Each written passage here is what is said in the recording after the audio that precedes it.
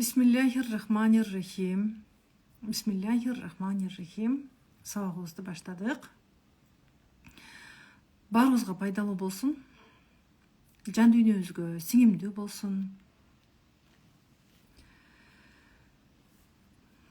Бүгінгі сабақ аялды бақтысыз қылған қаталары. Мені танымағандарға өзімді таныштырып кетейін. Мені бірінші жол көріп атқандар барсыздар. Біреулер арқылы келіп қалдыңыздар. Мен Тұрсынай Керімбековна, интим гимнастика бойынша тренермен, тренерлерді даярдаймын. Йога бойынша тренермен, йога бойынша тренерлерді даярдаймын. Психология бағыты бойынша, трансактік анализ бағыты бойынша жұмыс алып барам. Психосоматика бағыты бойынша жұмыс алып барам. Ушул тармактар менен аялдардын денсаулыгына, жан дүйнөсүнө жардам берип келатам. Алла Таалама чексиз шүгүр. Бардык нерсе Алла Тааланын каалоосу менен, мен да Алла Тааланын каалоосу менен ушул билимдерге келип калдым. 2021 жылдан бери ушул тармак менен эмгектенем. Өзүмө керек болуп калгандыктан, мен дагы психологияга, психосоматикага муктаж болгондуктан, интим гимнастика, йогага муктаж болгондуктан келдим. Аялдарга дагы бул абдан керектүү билим экенин билемин.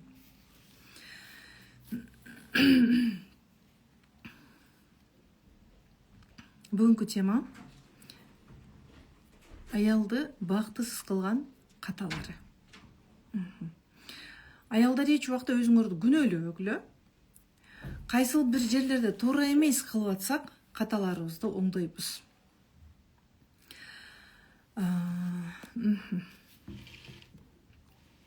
Жалпы бактысыздык же болбосо бактылуулук, негизи бактысыздык деген нерсе жок. Бар нерсебизден аялдар бакыт жасап алсак болот. Кээде муну байкабай калабыз. Алам кенен биз ушул чоң ааламдагы ушул кичинекей точканы көрөбүз. Өмүрдө сен эмне кыжаалат кылат, же өмүрдө жакшы нерсени айтчы десең, жакшыны ойлой албай атпаймынбы, ошол өмүрүмдө ушундай болуп атпайбы деп могу точканы көрөбүз. Биз үчүн бир өмүрүбүздө биздин жолубузду тосуп аткан бир чоң кара таш сыяктуу элестетип алабыз. Алам кенен. Аны түшүнүү үчүн адамга тынбай билим алуу керек, аялдар. Биринчи, бактылуулук деген эмне? Ушул тууралуу сүйлөшөлүчү. Аял эркекти жаратканым кошот экен, бири-бири менен мамур-жумур болуп, бири-биринен тынчтык тапсын деп. Ошон үчүн эки жарты бир бүтүн деп айтат экен. Көп үй бүлөлүү аялдарда байкап турсаң, мындай гармония жок. Же колунда бар бакытты билишпейт. Чындап эле. Кандай учурда? Мисалы, эркек тапканын көтөрүп келет. Мүмкүн ал сиз каалаган 200 миңди айына таппай аткан чыгар. Сиздин кошунаңыздын күйөөсү алып берип аткан 200 миң сомдук бриллиантты алып бере албай аткан чыгар. Күйөөңүз сизге 20 миң сом айына тапканын көтөрүп келет чыгар да, жан талашып ушул үй бүлөмө, бала чакама, окуусуна, тамак ашына деп көтөрүп келет чыгар. Бирок аялдар биз муну баалабайбыз. Ыраазычылык айтпайбыз. Өзүбүз жеңди түрүнүп эркек болуп кетебиз. Аялдар кайсыл учурда иштеп кетиш керек? Эгер күйөөнүн үй бүлөсүн да, күйөөңүздү ата-энеси башкарып атса, акчасын шыпырып алышса, дайын дарексиз кетсе, мисалы эркек, үй бүлөгө жоопкерчилик албаса, үй бүлө жөнүндө ойлонбосо, эгер күйөөңөр чындап эле үй бүлөнүн баркын билген, аялым аманатым деп билген, сиз каалаган тамак ашты, сиз каалаган кийим кечени алып келе албай атса дагы, тапканын үйгө көтөрүп келсе, эмне кылыш керек?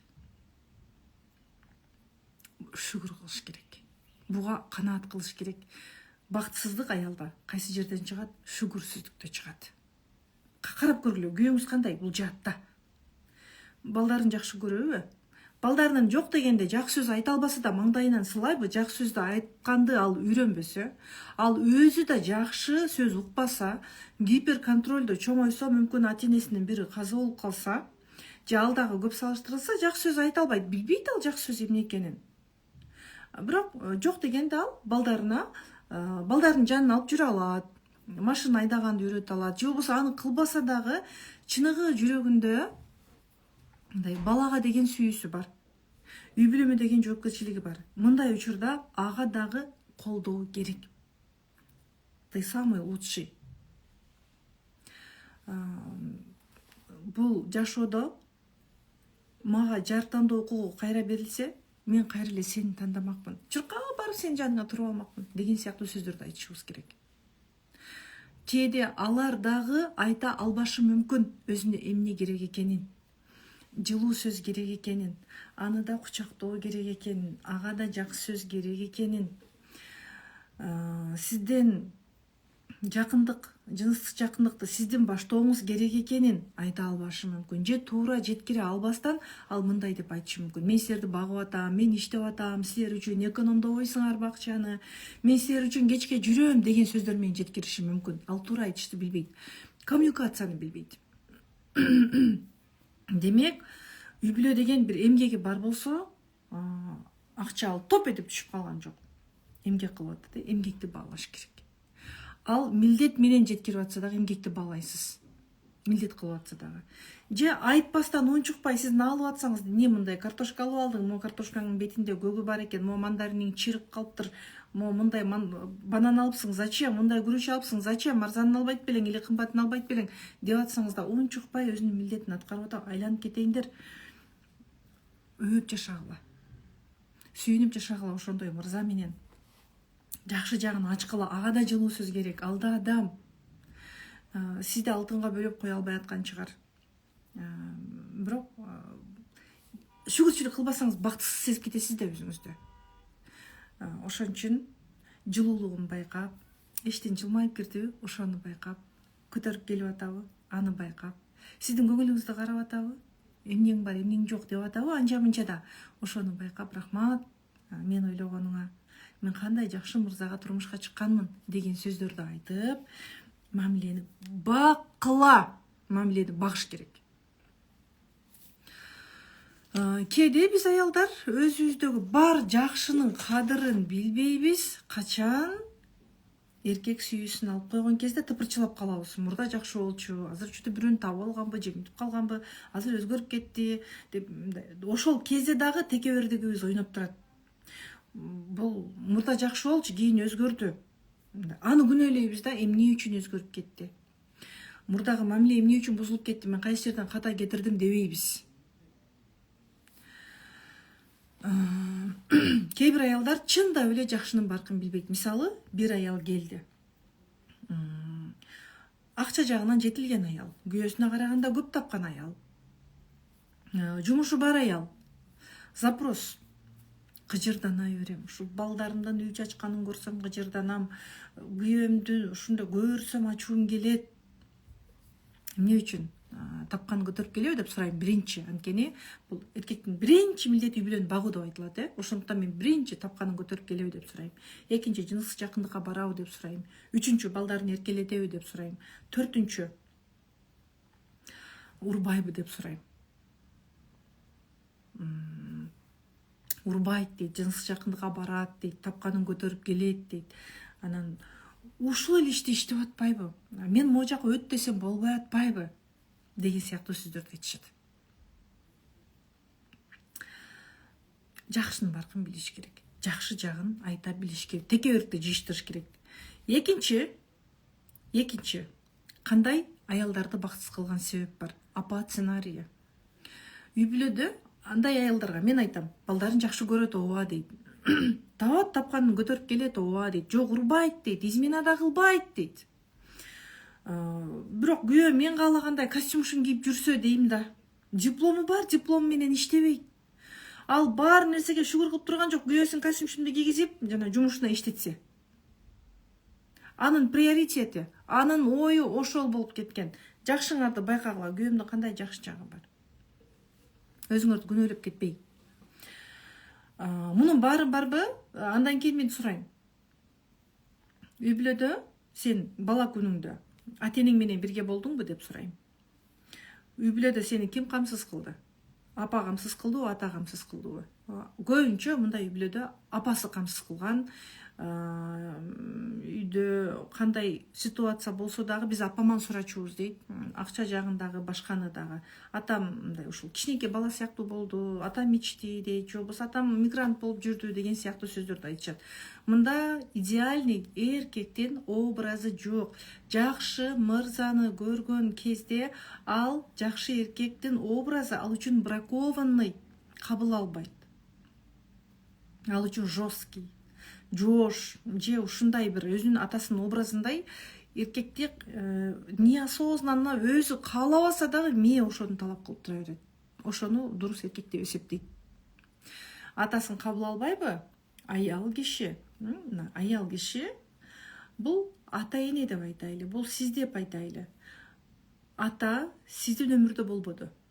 Сизди бакпады, сизди урушту, апаңызды урду, апаңызга измена жасады, жоопкерчилик албады. Сиздин мээде эркекти кабыл албайсыз го.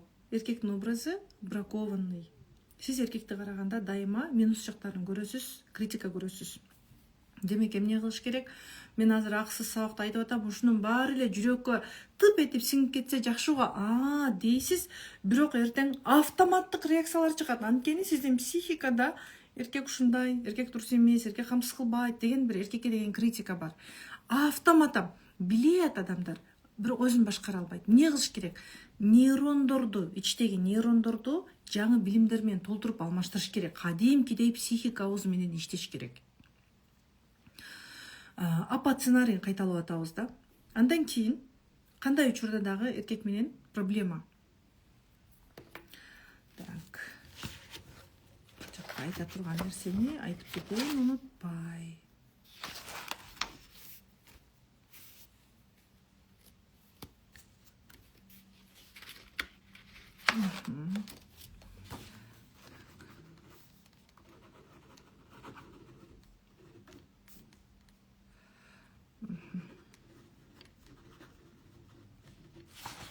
Андан кийин теке бердик. Мен жакшы аялмын, мен бирок бактысызмын. Эмне кылса бактылуу болот элең? Балдарым мени укса бактылуу болот элем. Сени балдарың укса бактылуу болот элең. Балдардын угуусу маанилүүбү же балдардын эртең турмушта ордун табуусу, өзүн табуусу? Эне менен баланын ортосунда дурус, жакын эне бала мамилесинин сакталуусу маанилүүбү? Кайсынысы маанилүү десең, биринчи айтат.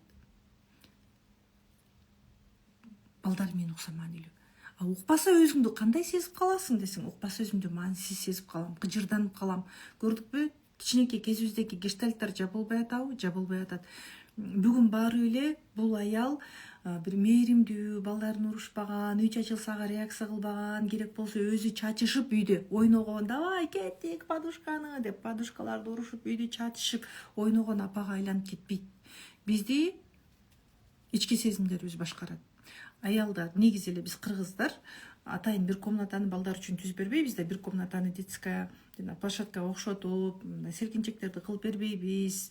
Эң чоң, эң сонун комнатабыз биздики кайсыл болот? Конок үй болот дагы, балдарды жазалайбыз, кирсе, чачып кетсе жазалайбыз, кирбе, сындырба, диван, дада. Балдардын мээсинде ошол нерсе калып калат да, кийин ошол диванда бала бечара отурбайт деле. Ара тура келген коногун күнүн көрөт, анан баягы модасы бүтүп калат.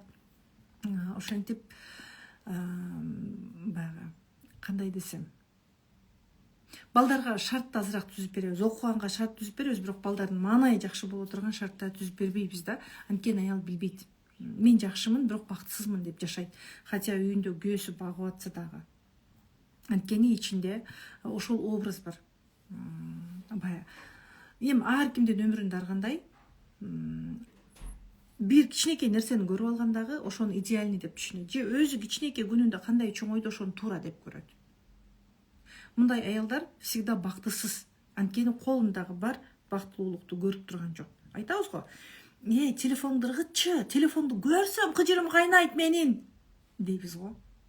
Телефонду ыргыткандан кийин балаң, сен балаң менен ойноого, убакыт өткөрүүгө даярсыңбы? Телефондон бала эмоция алат. Ал жактан ага бир аз кызыктуу. Сен телефонду таштагандан кийин балаң, сен балаң менен кызыктуу убакыт өткөрө аласыңбы? Жок, сен кызыктуу убакыт өткөрө албайсың. Кызыктуу убакыт өткөрө билиш үчүн эмне керек? Сен жан дүйнөңө тынчтык керек. Биринчиден, монтип кайнап жүрөсүң, өзүң бактысыз сезесиң. Ушу үйүң жыйылып калса анан бактылуусуң, күйөөң сен каалагандай болсо бактылуусуң. Баягы кошуналарыңдын күйөөсүндөй болуп кетсе, күйөөң бактылуусуң. Сен кошуналарың алган штораны алып алсаң бактылуусуң. Балдарың тынч отурса бактылуусуң, болбосо бактысызсың. Сенде билим жок башка, сен үй бүлө жөнүндө билим билбейсиң. Ошондуктан сенде всегда тынчсыздануу, коркуу, таарыныч, ушундай нерселер сени коштойт. Сенде билим болсо, да, биздин терапияларды алсаң, билим болсо, сен жан дүйнөңдө тынчтык, бакыт көрө билесиң. Машаллах, балдарым үй чачып атат, шүгүр. Бул убакыт өтө келе балдарым чоңоет, үй чачпай калат. Бул норма. Муну түшүнөсүз. Балдардын ички дүйнөсүн түшүнөсүз. Балага эмне керек экенин түшүнөсүз. Өзүнүн эмне керек экенин билбеген адам точно балага эмне керек экенин билбейт. Туурабы? Туура эмеспи? Сиз билесизби, балага эмне керек, кандай деп ойлойсуз? Сиз кандай болгон кезде өзүңүздү бактылуу сезет элеңиз жазыңызчы могу жака. Жөн эле бир жерден угуп алганыңарды айтпагыла. Ички дүйнөңүз эмнени сүйлөп атат, ошону айткыла. Баарыбыз красиво сүйлөй беребиз. Билебиз да ар жерден маалыматтарды угуп атабыз, бирок амалга ашырган жокпуз го. Сенин ички дүйнөң эмнени айтат, ошону айткыла. Мен эфирди уланта берейин.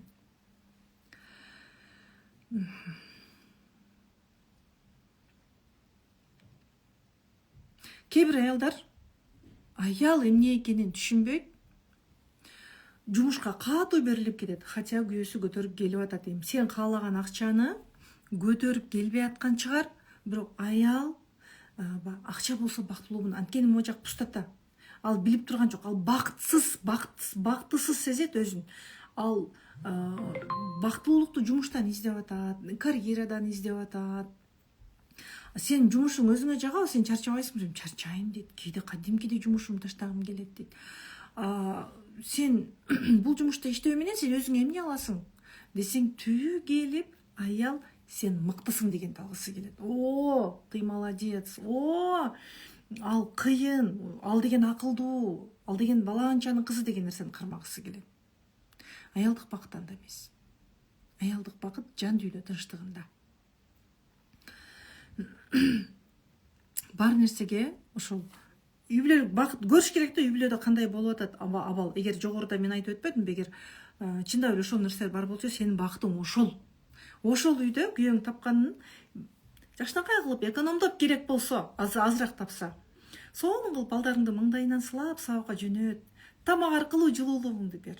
Мына кээ бир аялдар айтат, тамак бышты жебейсиңби? Мен сен үчүн жасадым. Жебесеңер мен жасабайт элем, силер эмгекти билбейсиңер деген сыяктуу сөздөрдү айтып салат.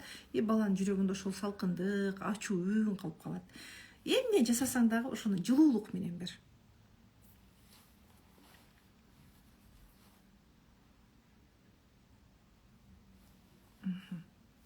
Жылуулук эмне экенин билбейбиз, аялдар, чындап эле. Жылуулук деген ошол жакшы сөз айта албаса, кээ бир эркектер кучактоо аркылуу сүйүүсүн билдирет, камкордук аркылуу билдирет. Ошондон дагы рахат көрүш керек. Же договор кылып көрүш керек. Давай экөөбүз бири-бирибизге күндө жакшы сөз айтып турабыз. Мен сен ушундай жакшы жактарыңды билем, сен да мага айтчы, мен уккум келип атат. Эгер ал айта албаса, таарынмай жок. Кээ бир эркектерде ушундай установка бар. Жакшы сөз айтканда жазаланып калган, ал үчүн мээрим берүү, жакшы сөз айтуу, жазалануу. Ошондуктан могу жерде бир нерсе туруп калгандай туруп калышат, жакшы сөз айта албай калат. Анда түшүнүш керек. Уктасам бактылуумун. Убакыт, дисциплина жетпей атат сизге. Балдар өз жолун таап кетсе, балдарга азыр өз убагында билим берсек, балдардын азыр тынбай тынчын ала бере турган болсок, кийин биз тынчсызданып жүрүп өмүр өтүп кетет. Балдарга азыр жашында мээрим берсең, баарын берсең, болду, сен өзүңдүн келечектеги бактыңды кайра эле түздөп атасың. Ички дүйнө тынчтыгы, жан дүйнө тынчтыгы баарына керек. Жан дүйнө тынчтыгы сиз үчүн эмне? Мен жайыма коюшса, каалагандай болсо. Менин оюмча, сиз дагы Нура тилди туура жеткире албай атасыз. Менин оюмча, тынчтык, жан дүйнө тынчтыгы, аялдык бакыт эмне экенин түшүнбөй атасыз. Өмүрүңүздү көп жылдан бери ушундай өткөрүп аткан окшойсуз. Кээ бир учурда биз жаныбызда бар бакытты билбей калабыз деп айтып атам го. Жолдошум мени түшүнсө бактылуу болмокмун. Түшүнүү сиз үчүн эмне? Сиз эмнени түшүнүш керек сиз үчүн? Болду кыздар. Болду эми токтотолу. Ойбой, аябай көп жазыппыз. Балдарым үйлүү болсо бактылуу болот элем дейт. Мына, көрдүңөрбү кыздар? Негизи үй деген бул материалдык эле нерсе. Охо, уже суроолорго биздин круглосуточно жооп берсек дагы бүтпөй турган суроолор келди. Ошондой темалар жазыңыздар. Хорошо, ушул жерден токтотобуз кыздар. Дальше мен сабакты улайм. Критика. Аял ички каалоолору жабылбай калганда сырттан бакыт издейт деп атабыз го. Сырттан бакыт издеген аял кандай? Ошол эле баягы акча, өзүнүн каалоосу, өзүнүн напсиси, мындай абалда аялда критика пайда болот. Сен кылбайсың, сен ушундай кылсаң болбойбу, сен ушундай кылсаң, сен ушул жерде ушундай сүйлөп койдуң деген сыяктуу аялда критика көбөйөт. Приоритетти аныктап алыш керек. Ден соолук приоритеттин арасында жок аялдарда. Качан бир ооруга малынып калганда, рак болуп кеткенде, бир тынбай кровить этип калганда гана аял үчүн оору приоритет болуш мүмкүн. Аялдын катасы ошол приоритети акча, бир майда чүйдө нерселер болуп калат. Үй болуп калат. Кээ бир аялдарда ичинде пустота, кубаныч сезим жетпейт. Өзү эркек болуп кеткен үйдө. Түйүндө эгер иштебей койсоң эмне болот? Сен тынч аял болуп үйдө отурсаң эмне болот десең, эмне жетпей калат сага десең, нар жагында психикада мактоо жетпей калат. Мени кабыл алсын деген сезимдер жетпей калат. Мактоо үчүн ал кыскасы баарына даяр. Кызматы менен, ошончо убактысы менен адамдардын жакшы сөзүн неосознанно өзү талап кылат. Адам качан ички дүйнөсүндө өскөндө, бул сиз үчүн маанилүү деле болбой калат адамдардын сөзү. Көп жумуш кылат мындай адамдар. Кээ бир кыздар бар, ата идеальный. Менин атам ушундай болчу, менин атам иштерман болчу, менин атам ушундай болчу. Всегда күйөөсүн атасындай кылып алгысы келет, жеп койгусу келет да. Же күйөө сага күйөө болуп жарытып бере албайт, же ата болуп жарытып бере албайт. Кыйналат, ал эркек боло албай кыйналат сенин жаныңда. Мындай эркектер идеальный эле болушат, жакшы эле эркектер болушат. Бирок мындай эркектердин баркын билбейт аялдар. Эң жаманы атасындай идеалдуу өзүнүн оюндагы кылып алгысы келген аял. Мындай аялдын жанында эркек жок болуп кеткиси келет. Качып кеткиси келет Россияга, башка жактарга. Мурда эркектер ичип кутулган, азыр эркектер качып кутулуп атат, мигрант болуп кетип атат. Бардык эле мен айтылган жогорку себептерде эмне келип чыгат? Оору келип чыгат. Аял өзүнүн аялдык табиятын жаап коет. Эмнеге жаап койду? Анткени апага күйөө болуп кеткен. Апасы каза болуп калган, же апасы таяк жеген, же апасы кыйналган. Бул өзүнүн ордунда өзү жок. Бул апага күйөө болуп жүрөт. Же болбосо апасына деген таарынычтар бар. Неосознанно апам мага ушундай сүйлөгөн, апам дегендей деген сыяктуу. Мындай аялдар үчүн, апага деген критикасы бар аялдар үчүн аялдык сыпат бракованный. Аялдык сыпаты бракованный деп баалаган аялдарда аялдык сыпатын өзүнүн кабыл алабы, кабыл албайт. Демек өзү бракованный. Күйөөсү бул аялды кабыл албайт, наоборот. Всегда аялды көргөндө эркектин ачуусу келип турат, кыжырданып турат, аны кагып турат, аны силкип турат, ага милдет кылып турат, ага акча бергиси келбейт. Мына бул биздин өзүбүз байкабаган каталарыбыз.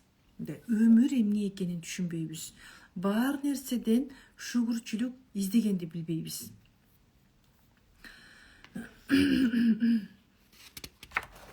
Андан кийин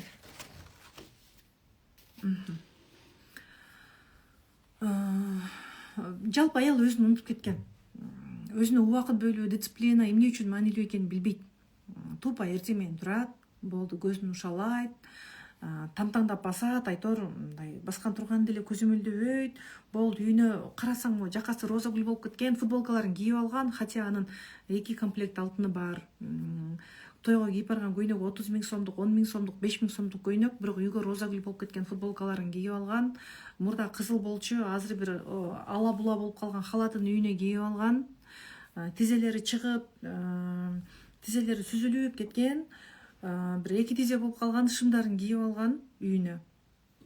Ошондой абалда жүрөт. Любой аял баары бир өзүн жакшы сезүү керек. Биринчи сыртынан өзүнө жагыш керек, андан кийин ички дүйнөгө өтүш керек. Экөөнү бирдей алып кетиш керек.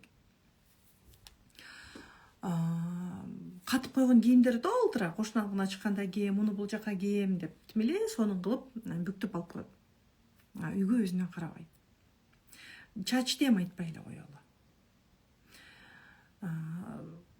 Согончокторун айтпай эле коелу. Өзүнө бир крем койгонго согончогуна убакыт билбей, дисциплина жок да анткени. Биринчи өзүнүн сырткы келбетине кароо аркылуу жан дүйнө көңүлү эмне экенин билбейт. Болду, турду, Айтор тишин жууганча 5-6 жумушту кылды. Андан кийин иштеген аялдар жумушуна кетти, үйдөгү аялдар болду уктайт эле, бир график реттелбеген да. Телефондо отурат, бир кинону коюп алат, бирөөлөр менен ушакташат, убактысын туура иреттебейт. Ошентип 10 жыл мурда 30да болчу, азыр 40ка келди. 10 жыл мурда 40да болчу, азыр уже 50ге келди. Чоң атта эмне болду, чоң эмне болду. Мурда 30да болчу, суйкайган жаш келин эле азыр 40ка келип мына уулумду үйлөйм, кызымды үйлөйм, турмушка берем деген куракка келип калды. Ошол абал менен.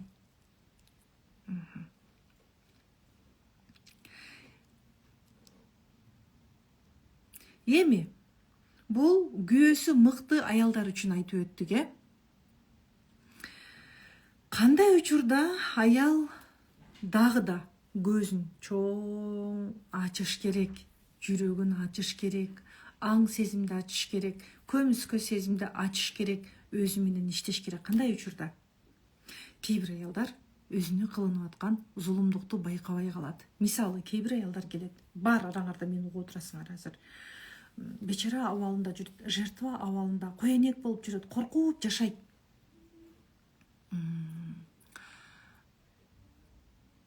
Ага кыскасы жумуш маанилүү, жакшы болуу, жакшы келин болуп жүрүү маанилүү. Ошентип өмүрүн өткөрүп жүрөт.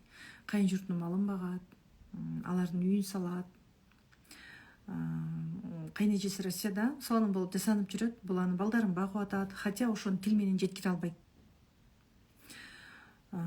Айтор мындай, бир чыны тамак үчүн жашап жүргөн аялдар да барсыңар. Кайнене, кайната деген бул улуу сөз. Ата, апа деген бул улуу сөз. Бирок апалар, аталар, кайната, кайненелер баарын туура кылат деген нерсе жок. Алар да өмүрдөн каталарды кетирет. Алар дагы кээде адамдын жеке чек арасына кирип коет. Ооба, кээ бир жакшы, азыр кайненелерге акыл эс кирип калды.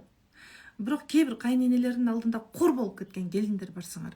Өзүңөргө убакыт вообще бөлбөйсүңөр. Тилиңерди туура жеткизе албайсыңар. Мындай иши кылып таң атат, күн батат, болду. Ал үйдүн келини да жертва, сенин балдарың да жертва. Сенин күйөөң так жертва. Ошол абалда деле жашай бересиңер. 50-гө чыккан аял мага бүгүн айтып атат. Апам всегда мени сиңдиме салыштырат дейт. Мен ушундай кылдым, мен ушундай окуйын деп атам десем, сен баары бир эркин айга жетпейсиң деп айтты дейт. Канчадасыз десем 50-де дейт. Апа, эне деген ыйык зат бар. Да? Эне деген ат эле эмне? Атын укканда эле биз бир мээримди элестетебиз. Бирок ал эне дагы ката кетирип атабы? Ката кетирип атат. 50-гө чыккан кызына сен баары бир эркин айга жетпейсиң деген сөз туурабы? Жок, ал туура эмес. Аялда билим болбосо, жеке чек арасын кое алабы? Кандай да болсо, ким болсо да апага деле айтыш керек. Апа, мен сизди жакшы көрөм, жаным апа. Бирок ушул кезде мен жүрөгүм аябай катуу тийип калат. Апа, ушул сөздү айтпай эле коюңузчу, жаным апа. Мен жүрөгүм ооруп калат экен. Мен 50-гө чыгып калдым. Ушул сөз мен үчүн апам больно деп айтыш керекпи? Айтыш керек, сен да адамсың го. Келинсиң, малайдай болуп жүрөсүң. Бар андай келиндер толтура. Жатын болсо түшүп калган, сыртка чыгып калган. Өзүңө убакыт бөл, гимнастика жаса десең, кайын журт менен турам, убактым болбойт дейт. Убакыт болот, просто ал өзүнө убакыт бербейт. Өзүн адам катары сезбейт. Психология деген бул жан таануу деген сөз. Биринчи өзүңөрдү тааныгыла. Ошол силерди башкарып аткан, сен жакшы болушуң керек, сен жакшы болушуң керек, сен жаман болуп каласың, ташталып каласың, сени эч ким карабай коет деген сени башкарып аткан сезимдер менен иштешиң керек. Бул сезимдер менен иштөө үчүн эмне кылыш керек? Сен университетке 5 жыл окуп кел деген сөз жок. Бир медицина факультетин бүтүп кел 10 жыл оку, мугалим болуп, бир мугалимдик кесипте оку 5 жыл оку, бир экономика, бухгалтерия, туризм тармагын оку мынча жыл деген сөз жок, кыздар. Мына үйдө отуруп эле, өнүгө бергиле. Мен могу күйөөм макул эмес, күйөөм макул болбосо, мындай мен туура эмес аял болуп калам дегенге мен кошулбайм. Сен күйөөңдүн тилин укпай, сен бир зына кылып аткан жоксуң. Сен күйөөңдүн акчаларын чачып аткан жоксуң. Сен үй бүлөңө, сен ошол күйөөңдүн урпагына пайдалуу билим алып атасың. Бул билимди сиңирип алыш керек. Кандай амал менен болсо да алыш керек. Кийин күйөөңөр силердин өзгөрүп атканыңарды көрүп өзү эле оку деп калат. Мындай аялдар толуп тура. Мына күйөөсү телефондорун удалить этип, жанагы телеграмдарды бир башында ушундай бир агрессияларды көрсөткөн эркектер жакшы окуп экен ушуну оку деп айткан учурлар аябай көп, кыздар. Окугула. Өзүңөргө убакытты бөлгүлө, гимнастика жасагыла, йога жасагыла, жуурканды жамынып буктабай, эртең менен 5тен кеч калбай ойгонгула. Кечинде телефон чукуп, көзүңөр тешилип отуруп калбай, кечинде жөн эле телефон рилстерди монтип листайт эте бербей, пайдалуусун алып калгыла, пайдасызын отписка болгула, пайдасынан убакыт иреттегиле. Азыр башың менен жер казып аткан жериң жок. Башы менен жер казып аткан аялдар дагы билим алгыла. Кирип чыгып жүрө берет да, мындай кирип чыгып жүрөт. Кирет айтор ушу кыбырап жүрүш керек, чтобы жазаланып калбаш үчүн. Мындай аялдарга да билим керек. Айрабызда мындай аялдар мурда көп болчук, азыр азыраак жок барсыңар. Дагы кандай аялдар көзүн чоң ачышы керек. Эркек акчасын жашырып атса, бергиси келбей атса, тапканын жашырып атса, эмне кыласың? Мен канча тапканым, сенин канча ишиң бар? Сен иштеп атасың, өзүң колдоно бер. Менде акча жок, мен машинамды ремонт кылам, мен мындай кылам деп атабы? Ал маленький ребенок, ал жоопкерчилик алышты билген жок. Ал кичинекей бала абалында калып калган, бир 10-15 жашында калып калган. Ал жоопкерчилик билбейт го. Чоң адам по-любому кандай болгон күндө да, сен анаконда болсоң да ал жоопкерчилик алышты билет. Жүрөгү кысылып турса да дейт дагы тапканын көтөрүп келет. Бала чакаңа тилин тиштейт берет. Сени тилин тиштейт камсыз кылат. Анткени ал билет да, чоң адам да ал как маленький ребенок, ал билбейт.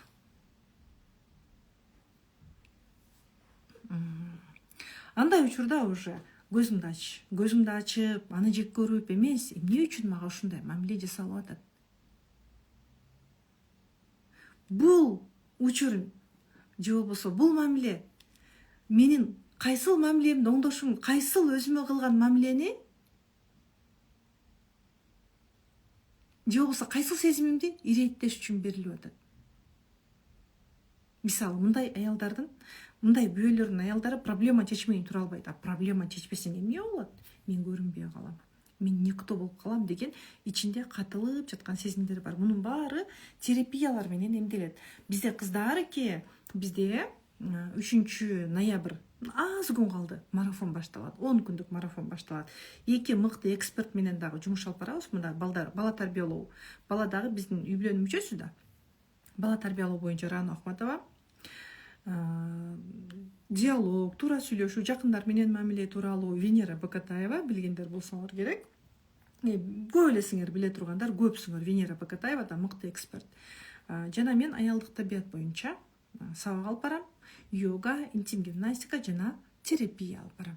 10 күндүк марафонду пайдаланып калгыла. Уктай бербей убактыңарды иреттегиле. Мына марафонго катышкыла. Бүгүнтөн баштап убактыңарды иреттегиле. Эрте жаткыла. Кечинде тамакты азыраак жегиле. Марафонго даярдангыла кадимкидей. Силердин көзүңөр чоң ачылат. Дальше өзүңөр уже билим алып каласыңар. Мен убагында ким болчум? Мен убагында жертва болчум. Адамдарга акча берип жакшы көрүнүп, кийим алып берип жакшы көрүнүп, кызмат кылып жакшы көрүнүп, төмөн сезинип, кайсы жерде болсо мага кандай мамиле кылынса дагы ошол жерде мен сеники туура деп ичимен сыртыман айтпасам дагы мен көнүп берчүмүн. Жок, азыр менин жеке чегарам бар. Мен азыр урушпай, этпей, аларга суроо берип аркылуу эмне үчүн мен ушундай кылышым мүмкүн?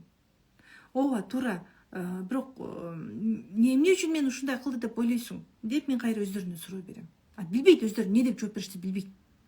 Алар дагы ичинде өздөрүнүн психикасы автоматтык түрдө чыгарып аткан аракеттер менен өмүр сүрүп атат. Мисалы, үй бүлөдө эки кыз, эки бир тууган. Эки бир туугандын бирөөсү көп салыштырылды. Кийин бул билим алды, бул мыкты болуп кетти, мисалы да. Бирок могу бир туугандын алдында бул дайыма салыштырылып жүргөн. Бул мунун алдында мыкты болуп жүргөн. Түшүндүрө алдымбы?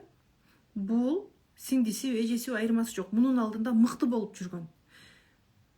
Самооценкасы көтөрүлүп жүргөн. Ты хорошая деген сезим мону көргөндө басылып турганда, ты хорошая, ты самая лучшая дегенди алып турган муну көргөн кезде бул кийин өсүп кетти.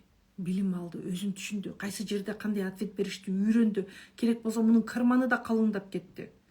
Мунун уже билим деңгээли өстү. Өскөн кезде могу мунун өскөнүн анча көтөрө албайт. Всегда мындан минус көрөт. Дайыма муну менен урушкусу келет. Ушунун минустарын көрүп, ушундан бир кынтыктап. Эмне үчүн?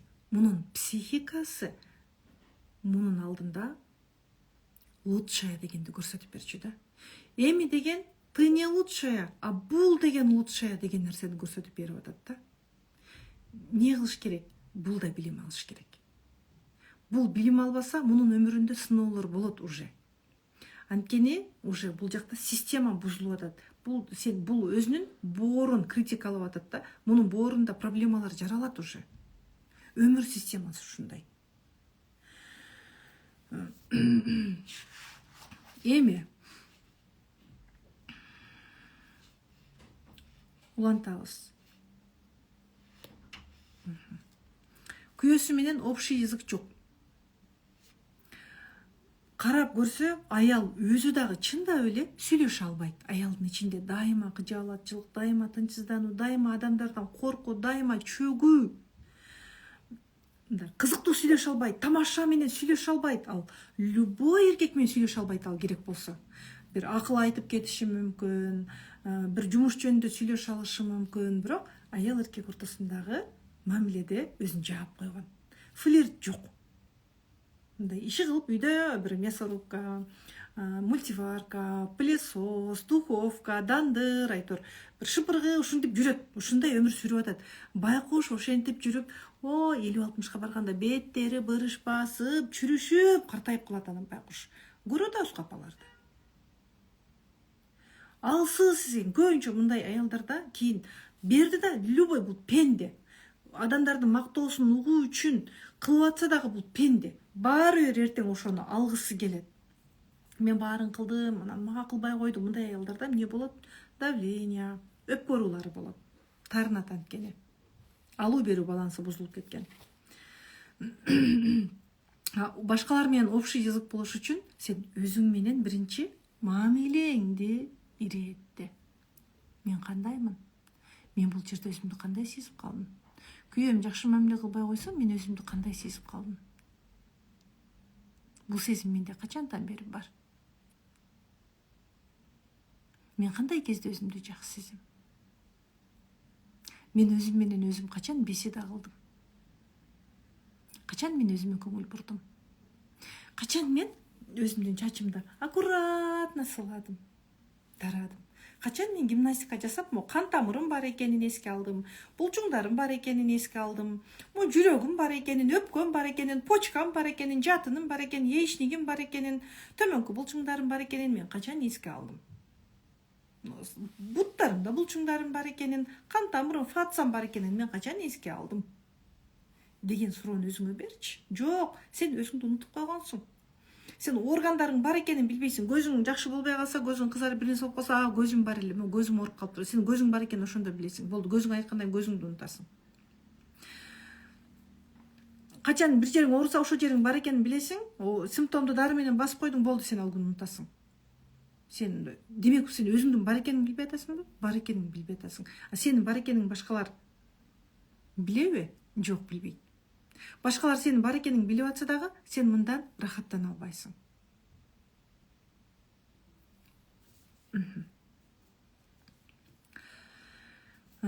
Кээ бир аялдар бар,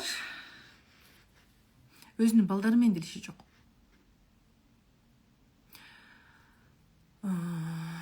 Таптакыр өзүн унутуп койгон. Иши кылып өлбөсө, тамак жесе болду. Балаң канча жаш? 3 жаш. Өзү эмне кылып атат? Россияда жүрөт. Баласын ким карайт? Баласын атасы карайт, апасы карайт, бир келини карайт. Ал болгондо да кыз бала. Эмнеге жүрөт? Үй алыш үчүн жүрөт. Жер алыш үчүн жүрөт. Жер алсаң эмне кыласың? Бала чакага бир нерсе болот. Жок, чынында сенин жериң балага керек эмес. Мен 100% ишенимдүү айта алам. Сен квартирада отурсаң дагы, аз жесең дагы, балдарыңдын жанында отурсаң, бул сенин бакыт тапканың. А сен эмне үчүн жер алсам жакшымын, бактылуу болом, анан мен үй алсам бактылуу болом, эмне үчүн тигил жака кеттиң? Могу жакта пустота. Сен бактылуу болушту билбейсиң, сен ошон үчүн кеттиң.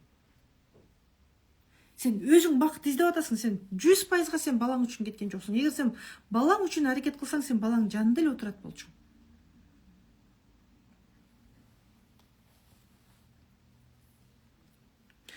Кыздар, марафон качан башталат? Жок, бүттү, марафон болбойт, кыздар. Мында эмне үчүн марафон болуп калды? Мен өзүм жетишпей калдым. Айым сырын өткөнгө жетишпей калдым. Ошондуктан марафон өттүк. Марафон бүтте, марафон, акция дегендер болбойт эми. Сиздер үйрөнүп калдыңыздар окшойт, дагы акция болот, дагы марафон болот. Жок, алтындарым, бүттү, марафон болбойт. Акыркы ушул мүмкүнчүлүктү пайдалангыла. Болсо эми билбейм, бир жыл убакыт бар чыгар. Бир жылга чейин эмне жүрө бересиңерби дагы деле? Маткаңарды түшүрүп, киста миома болуп, дагы деле ооруп, тизелериңер ооруп, ой колум ооруп кетти деп арды-ардына сүртүп коюп, ар клиниканы сүзгүлөп коюп жүрө бересиңерби? Дагы деле ошо бир жылга чейин эмне акцияны күтүп, марафонду күтүп, дүкүрөйүп жүрө бересиңерби? Дагы деле жертва болуп, кычырданып, тишиңерди кычыратып жүрө бересиңерби? Жок, пайдалангыла мүмкүнчүлүктү. Өзү бул марафон болбойт эле, марафон дагы ошол команданын сунушу менен анда марафон кылайлы деген бир сунуштар менен марафон болуп кетти. Аялдар үчүн, силер үчүн да кылдык. Бүттү, кыздар, марафон пайдалангыла. Эми болбойт дегенден кийин болбойт да. Бул бүтсө уже 20 000 сомдо курсубуз башталат, Кудайым буйрса. Марафонду пайдаланып катышып калгыла.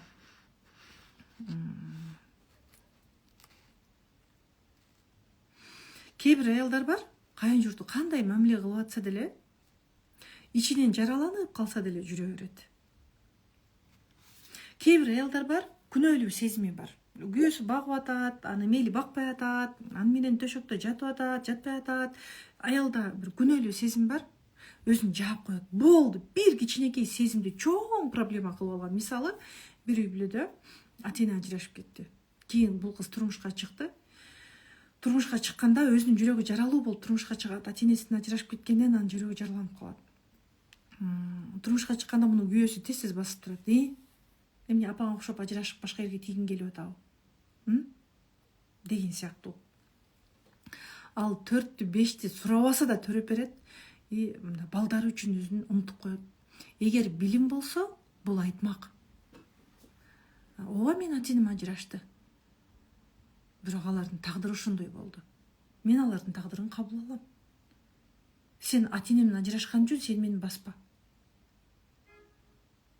Менин көңүлүм катуу ооруп калат. Ансыз дагы ата-энем менен ажырашканынан менин жүрөгүм жараланып калган. Менин жарамды тырмай берсең, мен үчүн бул өтө оор. Менин ошол жүрөгүмдөгү жараны таң. Жүрөгүмдөгү жарага сен шыпа бол. Мен сенден жүрөгүмдөгү жарага шыпа издейм деп айтат эле. Аялда күнөөлүү сезим же билим жок. Билим жок адам туура сүйлөшүүнү билбейт. Болушунча күнөөлүү сезимге батып кеткен өзүнүн дене түзүлүшүнө да карабайт, өзүнүн жан дүйнөсүнө да карабайт. Анан төрөйт, симфизит болуп төрөйт. Анткени ал күнөөлүү сезим, алсыз сезим бар. Любой өзүн алсыз, күнөөлүү сезип кеткен аялдарда болот жана симфизит деген. Курсагы чыгып кетет, анткени баарын ичине топтойт. Мейли, лишь бы мен ажырашып кетпейин, балдарым атасы менен болсун. Курсагын киргизе алып, курсак булчуңдары катуу бошоп кетет. Муундары ооруйт. Эми бет булчуңдары бат таштап жиберет.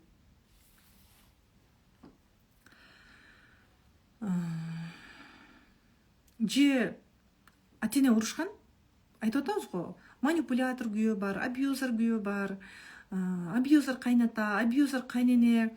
Даже кече бирөө айтып атат, кайнатасы келинин урат экен. Камчы менен сабады эле келинин дейт. Келин иреп барып түздөлүп кетти дейт. 40тан ашып калган келин. Билим жок, ошондо билим болгондо, ата, мен сени Кудайга айтам. Мен урганга сенин кандай акың бар? Мен аялмын. Мен сага кол көтөрө албашым мүмкүн, бирок мен сени Кудайга тапшыра алам. Менин күчүм Кудайга тапшырууга жетет. Дешик таяк жеп жашабаш керек кайнатанын таягын. Кайнатасы уруп атса кетиш керек бир жака. 40тан ашып 50-60 ошентип өмүрдү өткөрбөш керек. Кетип туруш керек да, кетип калды, совсем кетип калды деген сөз эмес. Дистанция кармап кетип туруш керек да, жана кайнатасынан таяк жеп аткан келин туурабы? Же чыдай бериш керек. Силердин оюңар кандай? Ал үй бүлөдө жана эркек баланын да сый урматы жок болуп атпайбы? Баласын сыйлабайт, ошон үчүн жана баласын алып берген аялын да сабап атат. Ага билим жетпей атат. Билим болсо чоң ааламды көрөт эле. Билимдүүгө дүйнө жарык деп ошон үчүн айтат. Ал эмне үчүн чыдап жүрөт? Тынчсыздануу, кыжаалат болуу, коркуу сезимдери бар. Билим болсо, мисалы биздин айым сырына катышса, психосоматикага катышса, могу жок дегенде 7 күндүк, 10 күндүк марафондорубузга катышса, могу жактагы коркуу сезимдер кетип, жүрөктөрү көтөрүлөт эле. Көз ачылат эле, мен эмне коркуп жашап атам деп мындай бир чечим чыгара алат эле да. Ошон үчүн үй бүлөңөрдө баары жакшы болсо дагы, бирок жүрөгүңөрдө тынчсыздануу, коркуу, бир күнөөлүү, же бирөөнү күнөөлөө, жек көрүү сезим болсо, анда сөзсүз билим алышыңар керек. Кээ бир аялдар айттык го, апа сценарийин кайталайт. Ошол ичинен өзү рахат деле таппайт. Бирок үй бүлөдө апа күчтүү болгон, бул неосознанно апасынын сценарийин кайталайт, апасынын тагдырын кайталайт, апасынын ооруларын кайталайт, ата-энесинин тагдырын кайталайт, неосознанно. Мында да билим керек.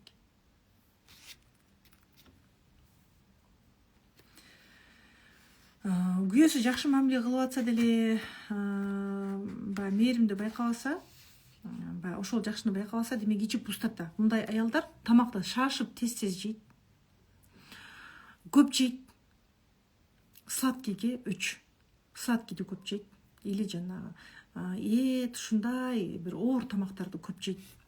Денедеги ошол пустотаны жаап туруш үчүн. Муну өзү аңдап турган жок, өзү байкап турган жок. Тамакты көп жеп аткан адам өзүнө суроо бериш керек. Мага мээрим жетеби? Мага жылуулук керек болуп турган жокпу? Менде кубаныч сезими жоголуп кеткен жокпу? Мен тынбай кыжаалат боло беремби? Менде тынбай тынчсыздануу жокпу?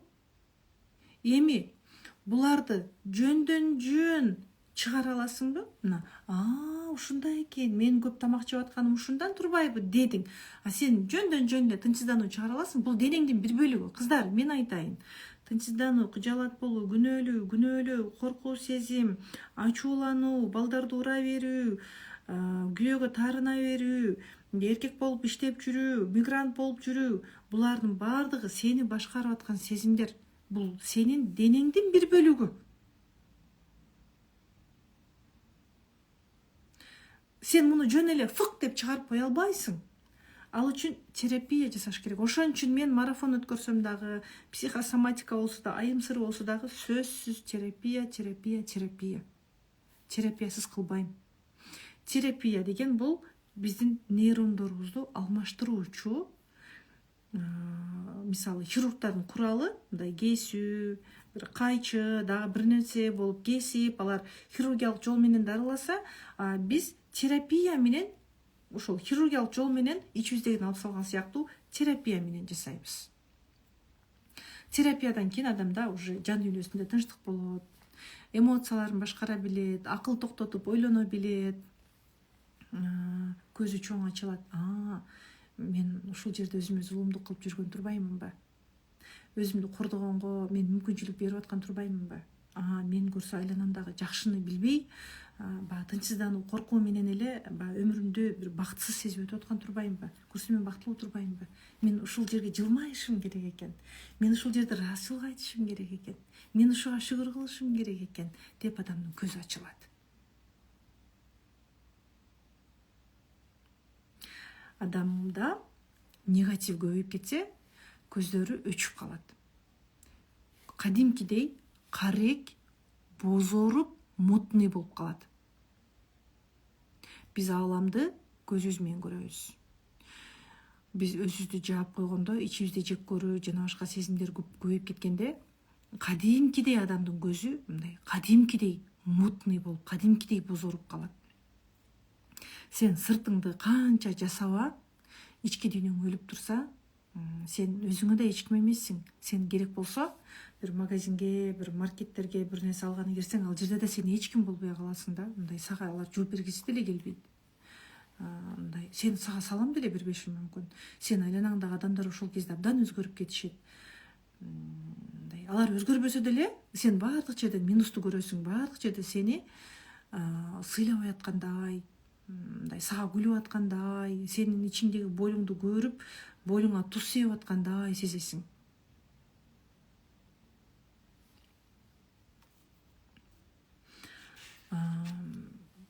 Мындай нерсе бар да аялга. Негизи эле аялга деле, кыздар, мен аялдарга айтып атам да. Биздин эркектер да аябай көп каталарды кетиришет. Биздин эркектер да жоопкерчилик ала албайт. Биздин эркектер да апасынан, бир туугандарынан коркуп жашайт. 50-60 чыгып калса да алардын алдында баягы травма алып калган 5-6-10 жаштагы бала болуп калат. Бир тууган байкелеринин, бир тууган инилеринин алдында.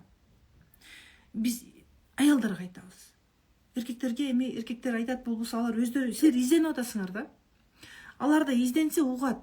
Изденбесе аларды биз өзгөртө албайбыз да. Биз Кудай эмеспиз да. Мен деле аялмын да. Мен аялмын. Мен өзгөртө албайм да. Мисалы, сенин күйөөңөрдү мен өзгөртө албайм. Билим алабыз, биз өзгөрөбүз. Ошол кезде айланадагы адамдардын реакциясы өзгөрөт. Болду, ушуну бил. Буга убакыт керек, кыздар. Баягы мындай сөз бар да. Адам 50 жашка чыкканда Кудай болуп кетти, бул аябай тынбай өзүнүн үстүнөн иштеп жүрүп. Бул 45 жашта эле бул периште болуп алды деген нерсени уктуңар беле? Жок. Пендечилик кылыптыр деп айтат адам кайтыш болгондо. Пенде болуп төрөлөбүз, пенде болуп өлөбүз. Кудай болуп кетпейбиз. Болгону азыркы жашоодо өзүңдү жакшы сезип, өмүрүңдө болуп аткан ситуацияларды кабыл алып, өмүрүңдө болуп аткан бир жагымсыз нерселерди уялбай, өмүр деп кабыл алып, жүрөктөгү сени башкарып аткан сезимдерди кетирсең, бул убактылуу өтө турган нерсе экенин түшүнсөң, Кудайга жакындасаң, билим болсо сен өмүрүңдө болуп аткан нерселерди жеңил кабыл аласың, сүйлөшүү менен чечесиң, өзүңдү таануу аркылуу чечесиң, балдарың менен мамилең ирээттелет, өзүң менен мамилең ирээттелет, күйөөң менен мамилең ирээттелет. Мындай нерсе бар. Мындай да, кыздар, моюн калгыла. Бул жерде азыр көп аялдар отурасыңар, 1000 чукул аялдар отурасыңар да. Ушул жерде отурганыңардын бир 1000 аялдын 800-үнүн күйөөңөр золотой, кыздар. Золотой. Мисалы 700 аял отурасыңарбы? 600-үңөрдүн күйөөңөр золотой, кыздар, мойнуңарга алгыла. Багат, үй бүлөм деген жакшы ниети бар. Силер менен жакшынакай болуп ээрчишип жүрөт, сүйлөшө билет силер менен. Мындай анча-анча жерде силер менен атаандашпай, сөзүңөрдү көтөрүп коет.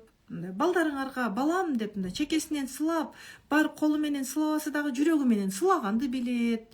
Өзүнүн ою бар. Коргой алат керек болсо кайын-журтуңардан. Бул менин аялым, бул менин балам. Ага антип сүйлөбө. Бала ал жүрөгү түшүп калат деп айтканды билет.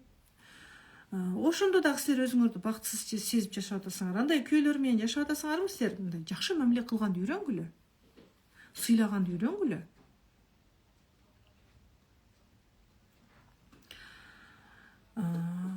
Эгер жок, күйөөңөр дагы деле маленький ребенок болуп атабы, жоопкерчилик алышты билбей, балдарыңарды чоң ата чоң энелери же бир туугандары балдарыңар жөнүндө не то айтып койсо, сенин балаңды келип сен эмне деп урушуп атабы. Мындай болсо эмне кыласың? 4-5 тууп алгансың да. Өзүңдүн үстүңөн иште. Эркек жоопкерчилик алгысы келбегенде, чоңой болгондо аял каты кыйналат, каты чүнчүйт, каты өзүн жалгыз сезет. Закондо күйөөсү бар же өзүнүн күйөөсү бар экенин билбейт же жок экенин билбейт, аял каты кыйналып кетет. Бирок көпчүлүгүңөрдүн күйөөңөр золотой, кыздар көздү ачкыла, жакшылап сыйлагыла, жакшы сөз айткыла, кучактагыла силер дагы.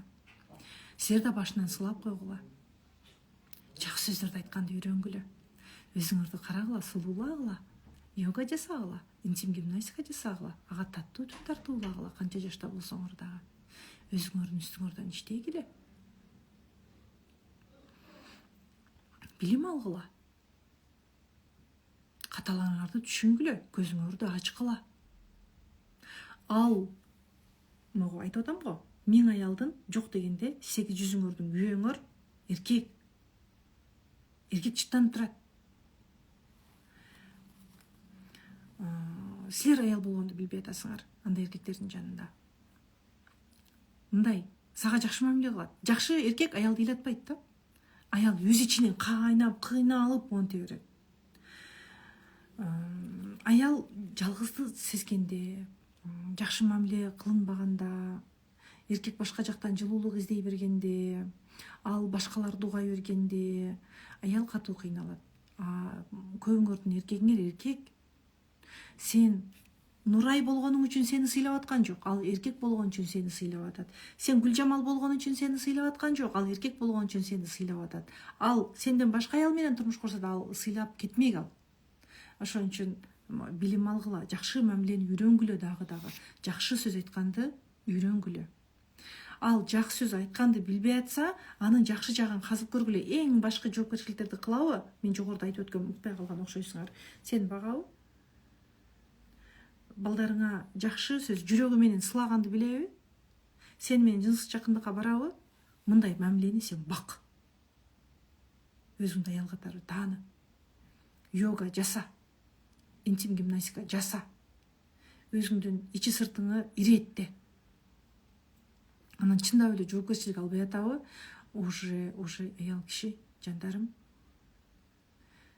жан дүйнөгө катуу жакшы тынчтык керек. Өзүңдү өзүң угушуң керек. Ыйлагың келгенде ыйлап, мен азыр эмнеге муктажмын? Мага эмне жетпей атат азыр? Мен эмнени күтүп жүрөм? Күттүү жүрүү деген күтпөй кетип кал деген сөз эмес. Көзүңдү ачуу. Корабль келет да бир күнү баары жакшы болуп кетет. Менден кечирим сурайт, анан мен ханша болуп калам эмес. Азыр өзгөрүүнү өзүңөн баштоо. Мен убактым иреттелгенби? Мен өзүм жылуу сөз айтамбы? Мен өзүм жылуулук беремби? Кээ бир учурда аялдар мындай дайыма тынчсызданып жүрө берген аялдар бар го, дайыма кыжаалат болуп жүрө берген аялдар бар го. Өмүрүндө айланасында болуп аткан жакшыны билбейт. Хотя мындай күйөөсү жылуу сүйлөп келет эшиктен. Хотя күйөөсү ошол сен кабагың ачпасаң да сенин жаныңа келип уктайт. Хотя мындай сен всегда критикаласаң дагы сага мындай бир жакшы сөз айтышты билет. Кичине жылуу эмоция бергенди билет. Ошол эмоцияны да баалаш керек. Биз өмүрүбүздө өзүбүздө болуп аткан жакшы нерселерди көрбөйбүз да, бактысыз сезип өтүп кетебиз да. Бир мисал айтып берейинби? Муну мен Бакыттын сырын ачтым деген китептен окугам. Ислам университети тарабынан чыгарылган. Кыргызстан Ислам университети тарабынан чыгарылган. Мындай дейт да. Бир хан менен вазир сүйлөшүп отурат экен да. Адам канткенде өзүн бактылуу сезет дейт. Мен ушул кулга таң калам. Эшигинде кулу бар экен да. Үйүндө кызмат кылган кул бар экен. Ушул кулга таң калам дейт. Кызматчыга таң калам дейт. Дайыма бактылуу. Бир капа болгонун көрбөйсүң. Болбосо эч нерсеси деле жок дейт. Бул кантип өзүн бактылуу сезип жашайт дегенде вазир айтат экен. 99 азыр прям китептегидей кылып айтпай атам, бирок окуя ошондой да. Муну менен биз 99 оюнун жасайбыз деп айтат. Оюн дебейт, бирок 99 оюнун жасайбыз. 99 деген методика менен текшеребиз дейт да, мындайча айтканда. Бул кандай десе, мен мунун жыйынтыгын эртең көрөбүз дейт. Вазир 99 тыйынды мешокко салат дагы сыртына мешоктун ичинде 100 теңге бар деп, 99 теңге салат дагы, эгер теңге деп айтылган го, мунун ичинде 100 теңге бар деп жанагы кызматчынын эшигинин алдына барып таштап коет. Кызматчы эртең турса мешок сыртында 100 теңге бар деп жазылып турат, бирок санаса 99 кайра санайт, кыжалат боло баштайт. Мен көрбөй калдымбы, мен уктап калдымбы, мен карабай калдымбы, муну бирөө алып кетип калган окшойт деп баары издеп эртеси күнү жумушка маанайы жок келет. Ушунда хан менен Вазир көрдүңбү дейт да. Дайыма адам бактылуулукту ошол жетпей аткан бир нерседен издейт экенбиз да. Текебербиз. Коронабыз бийик тирешебиз. Ступкага барганды билбейбиз. Кээде аял ступкага барыш керек. Кээде эркек ступкага барыш керек. Үй бүлөдө ошол кимиси чоңураак болсо ошол ступкага барыш керек, кыздар. Эми ар кимдин үй бүлөсү ар кандай. Мисалы бир үй бүлө айтат, бир аял айтат, күйөө вообще иштебейт дейт. Канча балаң бар? 5 балам бар дейт. Мен ажырашам, бүттү. Күйөөң балдарыңа кандай десең, балдарыма жакшы, балдарың кичинекей канчада? Балдарың кичинекей 3 жашта. Төрөп туруп 5 төрөп туруп ажырашам деп атат да. Сен эртең 5 балаң менен турмушка чыга аласыңбы азыр? Жок. Эмне кылыш керек? Ал просто өзүнө жоопкерчилик алып иштегенди билбейт. Ал иштесем колуман келбейт, мен алсызмын деп ойлошу мүмкүн. Бирок үйдө тамак жасап отурат экен. Балдарын аябай жакшы карайт экен. Тамакты сонун кылып берет экен. Бир да балдарын урушпайт экен, балдарын эркелетет экен, балдарынын кирлерин жууп жайып отурат экен. Эми ал үй бүлөдө эмне кылыш керек? Ал үй бүлөдө өзүңөр деле ойлосоңор, демек үй бүлө ошол эрежеге үйлөнүш керек жана аял. Болду эми 5өөнү төрөп алды. Тийип алган. Тийилекте ойлонуш керек эле. Сен мени багасыңбы? Деп экөө договор кылыш керек. Үй бүлөлүк максаттарды сураш керек эле. Болду, ал суралбай калды. Үй бүлөлүк максат, сенин максатың кандай, менин каалоом кандай, сенин каалооң кандай дегенди сурашпай калды. 5өөнү төрөдү. Анан мен ажырашам деп атат жана интернетте белек берип аткан башканы көрүп алып. Ал үй бүлөдө уже ошого көнүш керек, өзүңөр деле ойлосоңор. Хотя жакшы жагы бар экен го. Экөө келишип алыш керек. Давай, хорошо, мен иштеп келем да сен ушундай. Эркек үчүн бул норма болуп атат да. Бирок жыныстык жакындык бар. Аял эркелете билет, жакшы сөз айта билет экен да. Эми ар бир үй бүлөнүн шарттары кандай? Ар бир үй бүлөдө ар кандай?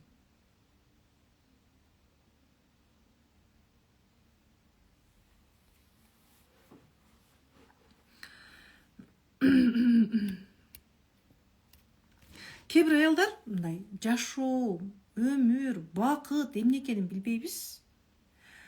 Сырттан эле өзүбүздү жасап алабыз. Үй бүлөсүндө каша чыгып кеткен. Бирок аял мындай алтындар тагып алды. Сырттан өзүн жасап алды дагы.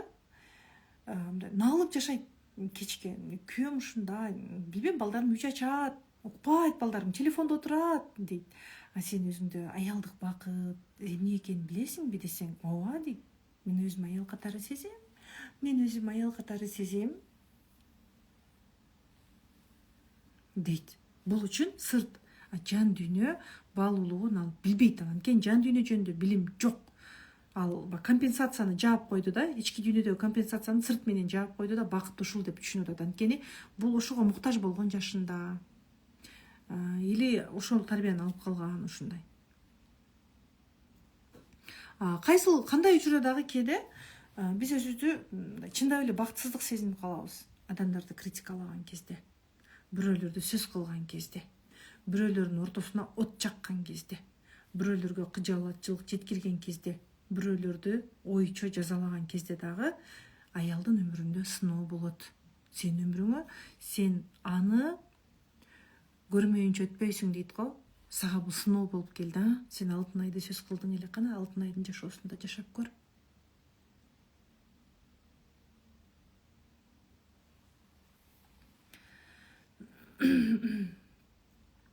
Не болду? Билим жетпеди. Билим жетсе сен аларды сөз кылбайт элең. Кыздар, эфирдин аягында күчтүү, сонун силер үчүн сюрприз бар айтмакчы. Сюрприз жөнүндө айтпай кетипмин го. Сонун сюрприз бар, эфирдин аягында айтам. Возможность пайдалангыла.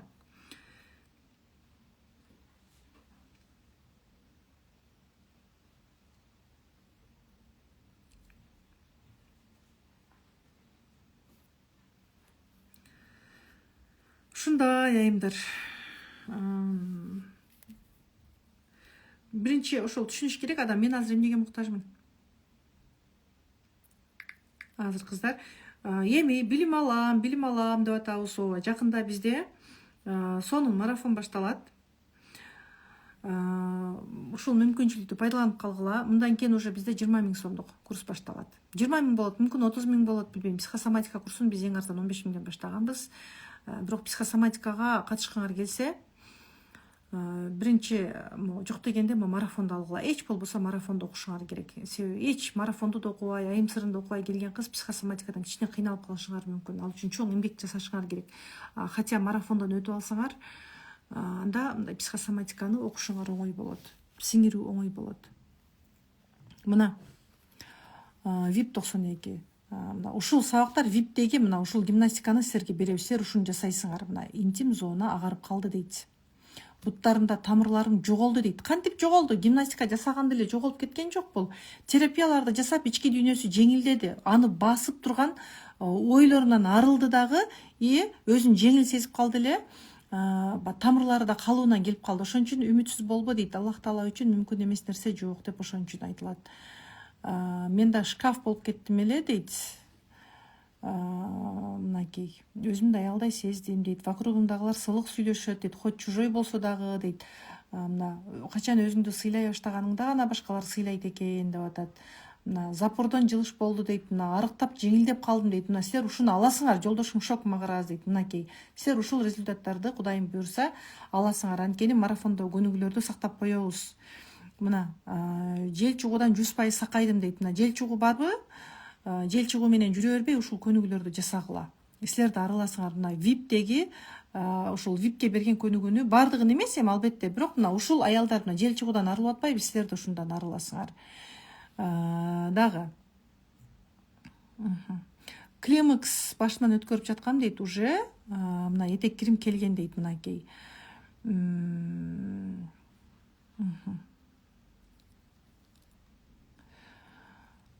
таарынып күнөөлөп жүрүпмүн, көрдү баардык нерсе өзүмөн дейт. Ооба, биз мисалы мына баардык нерсе өзүмөн деп атат го. Эмне үчүн бул ошентип атат? Ошол ситуацияга мен кандай реакция бердим? Эмне үчүн ошондой реакция бердим? Мен денемдин бир бөлүгү болгон сезимимен да автоматтык түрдө менден кандай реакция чыгып атат? Баардыгы ушундан, баардыгы биздин денебиздеги реакциядан. Эми мындай отзывдар аябай көп. Өзүмдү энергичная сезип калдым дейт. Үңүрөйбөстөн мына энергичная болуп калды уже катышып атып. Мына 7 күндүк марафондон денедеги шишиктер кетип атат, цистит басылды дейт. Мына силер ушуну аласыңар. Мына бул 7 күндүк, силерге 10 күндүк болуп атат. Мына 7 күндүк марафондук бул дагы туалетке 3-4 жолу барып дейт. Түндө уйкум бузулчу эле дейт. Мына бир дагы жолу барбай түндө тынч уктап калдым дейт. Түндө кайра уйкуңарды буза бербей, бир 10 күн өзүңөргө убакыт бөлүп койгулачы. Мына 7 күндүк марафон окугула. Мага комплимент бар экен, мен өзүм мактабай эле коеюн, мени мактап жазыптыр да. Так, 7 күндүк марафондукун окуп берейинчи. Мынакей силер 10 күндүк марафонго катышып атасыңар го азыр. Күйөөмө жармаша берет элем дейт. Аралыкты сактаганды үйрөндүм дейт. Жакындасаң алыстайт деген нерсе бар го. Жармаша берсеңер алыстайт. Азыр мени кучактап жатмайын, чуктобой калды дейт. Төшөк болуп жатат дейт, сонун болуп атат дейт. Бул VIP бир адамдын отзывы экен, аябай жакшы результат алган экен да, узак кылып жазыптыр. Дагы мына VIP 70-92 мына күйөөмө көз урушуп ажырашам деген нерсе ойдон кетпей калган дейт. Мына берилип окудум, мага ошол керек болчу. Күйөөмө көздүн мамилебиз азыр аябай жакшы дейт. Көрдүңөрбү? Кандай керемет, 7 күндүк марафон. Мына йога жасап баштадым, йоганын пайдасы болот экен дейт дагы. Мен көптөн бери дейт, эрте турганда жакшы маанайда тура элек болчумун дейт. Мынакей өзүмдү жеңил сезип калдым дейт. Жасай баштадым. Бир жумада сразу биленди дейт. Молодец мына. Мына моунду эле силер угасыңар уже. Сонун кылып бетим жакшы болот. Бул бетке массаждан экен, Мына аялдар уже белектерди алып атышат. Мына месячныйым ооруп келет эле, оорубай келди дейт. Мына 7 күндүк марафондон эле жыйынтыктар, интенсив дейт. Кыскасы мына ушундай. Мына белектерди алып атышат уже. душнай жин сабагына катышып оюмда болду дейт. Бул кайсы экени билинбей калыптыр, кайсы группадан келген, бирок мына 7 кызым бар эле, бул эркек экен дейт. Мынакей боюмда болду дейт. Может, эркек адамдарды кабыл алды, ошондуктан эркек боюнда болду. Эмне үчүн эркек боюнда эркекти кабыл, то есть мындай да, кээ бир аялдар кыз балдарды кабыл албайт, өзүн кабыл албайт же кыз балалуу болуудан коркот, или эркектерге деген ичинде конфликт бар. Ошондуктан да кээ бир аялдар да эркек балалуу боло албайт. Эми бул ар бир адамдын жеке, ар бир адам бул жеке китеп деп айтабыз го, даже ар бир клеткабыз бир китеп. Кыздар, эми промокод айтайынбы? Күчтүү мен сонун жыйынтык берем. Мурдагы биз айым сырында алтын ойнотконбуз, эсиңиздерде болсо керек. Алтынды ойнот элекпиз, бирок алтын алып койгонбуз уже. Алтынды ойнотобуз. Бир жума ичинде ойнотобуз. Алтынды уже алып койгонбуз. Алтын сережка, азыр алтын деген потолок болуп кымбаттап атат, бирок атайын 585 пробадагы сонун улуу кичүү тага бере турган сонун алтын ойнотконбуз. Эми мында алтындан да күчтүү белек силерге камдап салдым, кыздар. Ушундай шүгүр, Алла таалама чексиз шүгүр деп командада таң калып атышат. Даже азыр биздин командада кыздар билбейт. Муну мен айтайынбы, кыздар, кызыкпы? Кызыкпы? Эртең түшкө чейин катталгандарга менин 20 000 сомдук психосоматика курсун белек. Рандом менен. Сиздики кимдики? Бирөөңөрдүкү болот, бирөөңөрдүкү болуп калышы мүмкүн. Психосоматикадан эмне алабыз? Психосоматикадан өзүңдүн ар бир клеткаңды түшүнөсүң. Кандай оору болбосун, эгер берилип аткарсаң, ооруңдан арыласың.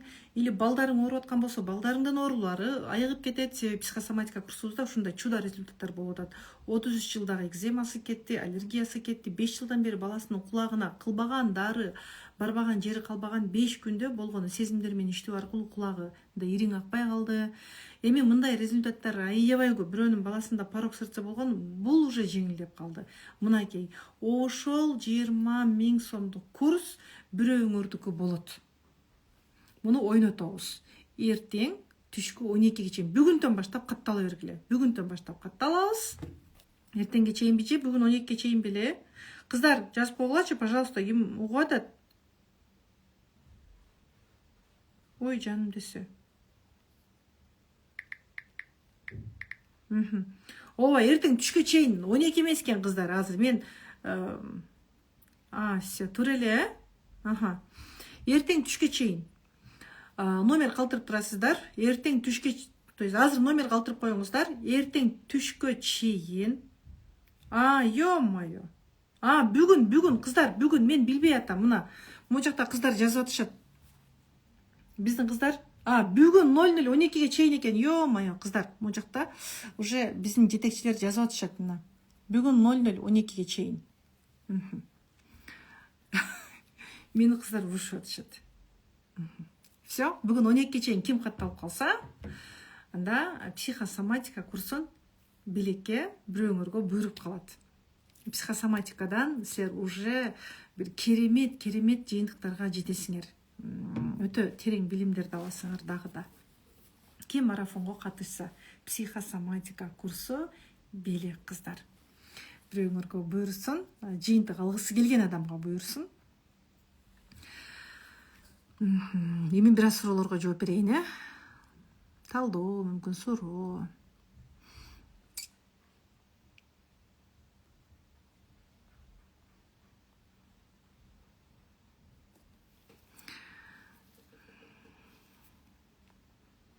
Бул жакта көп отуздар бар экен.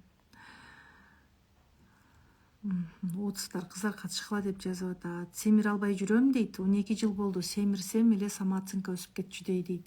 Демек мындай да, сел семирсем ал жерде мен үчүн эң жаман эмне болот десе, аялдар айтат, мен батпай калам дейт.